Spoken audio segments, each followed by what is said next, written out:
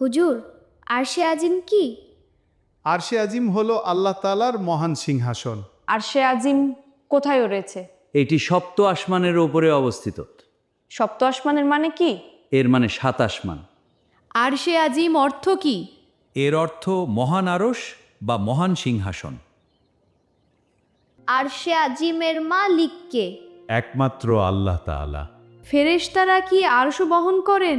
হ্যাঁ, কিছু বিশেষ ফেরেশতা আরশ বহন করেন। কিয়ামতের দিন আরশ বহনকারী ফেরেশতা কতজন হবে? কিয়ামতের দিন ৮ জন ফেরেশতা আরশ বহন করবে। আরশে আজিম কি আল্লাহর সৃষ্টি? হ্যাঁ, এটি আল্লাহ তাআলার অন্যতম মহান সৃষ্টি।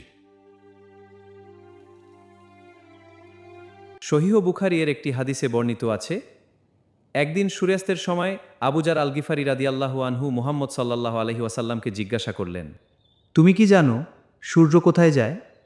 আল্লাহ তার রাসূলই ভালো জানেন। তখন রাসূলুল্লাহ সাল্লাল্লাহু আলাইহি ওয়াসাল্লাম বললেন, সূর্য চলতে চলতে মহান আল্লাহর আরশের নিচে পৌঁছে সিজদায় লুটিয়ে পড়ে। এরপর সে পুনরায় উদিত হওয়ার অনুমতি প্রার্থনা করে আর তাকে অনুমতি দেওয়া হয়। হুজুর, এর মানে কি? এর মানে হলো আল্লাহর কাছে ফিরে আসার অনুমতি।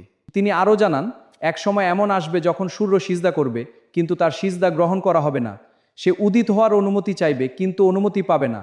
তখন তাকে বলা হবে, যে পথ দিয়ে এসেছো সেই পথেই ফিরে যাও। কিন্তু হুজুর, সূর্য তো পূর্ব দিক থেকে ওঠে। ফলে সূর্য পশ্চিম দিক থেকে উদিত হবে। এটি কিয়ামতের অন্যতম বড় নিদর্শন। বুঝেছি হুজুর।